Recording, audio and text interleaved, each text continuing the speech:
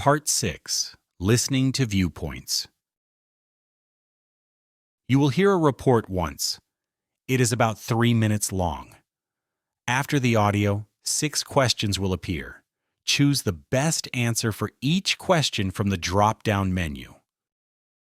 Welcome to Community Focus. Today we're talking about a proposal to convert part of Pineview Park into a community garden. We have 2 local residents, David and Sarah, and Ben from the city's planning department. David, let's start with you. You're a strong supporter. I am. I think it's a fantastic idea. My family and I live just a block away. We'd love to have a small plot to grow our own vegetables. It's a great way to get fresh, healthy food. Plus, it teaches kids where their food comes from, you know? It's not just from a grocery store. It builds community, too. You get to know your neighbors while you're out there watering your tomatoes. I have to disagree, David. I also live near the park, and I'm really worried about this plan. Pineview Park is one of the few quiet, open green spaces in our neighborhood. My kids and I go there to throw a frisbee or just lie on the grass. A garden will take away that open space. And my biggest concern is pests. Gardens attract rats and other animals. I don't want that right next to my building. I can address that, Sarah. That's a common concern, and a valid one.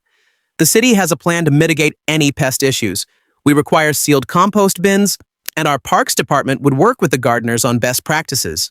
We wouldn't just hand over the land and walk away. There would be a formal agreement with a community garden association that would manage the site. See? There are rules, and a garden is a much better use of that space. Right now, half the time it's just an empty field of grass. A garden is productive. It's beautiful. It would bring more people to the park in a positive way. It helps with food security for people in the neighborhood, too. It might be beautiful to you, David, but what about the noise? People gardening early in the morning, talking, using tools. The park is peaceful now. I also think you're underestimating the pest problem. A friend of mine lives near another community garden, and she says the rats are a real issue. The city's promises don't always work out in reality. We've learned from other projects. The management plans are much stronger now. And I should clarify, the proposal is not for the entire park. It would be about half of the main grassy area, leaving plenty of room for other activities. And honestly, the demand for garden plots in the city is huge. We have long waiting lists. This is a response to what many citizens are asking for. The decision isn't unanimous, of course, which is why we're having discussions like this one. Exactly. It's for the greater good of the community. More people will benefit from a garden than from an empty lawn. I don't think that's true. Everyone can use an open park, but only a few people can have a garden plot. It feels like we're losing a shared space for the benefit of a small group. Okay, we've heard some strong arguments. On one side, we have the potential for fresh food, education, and community building.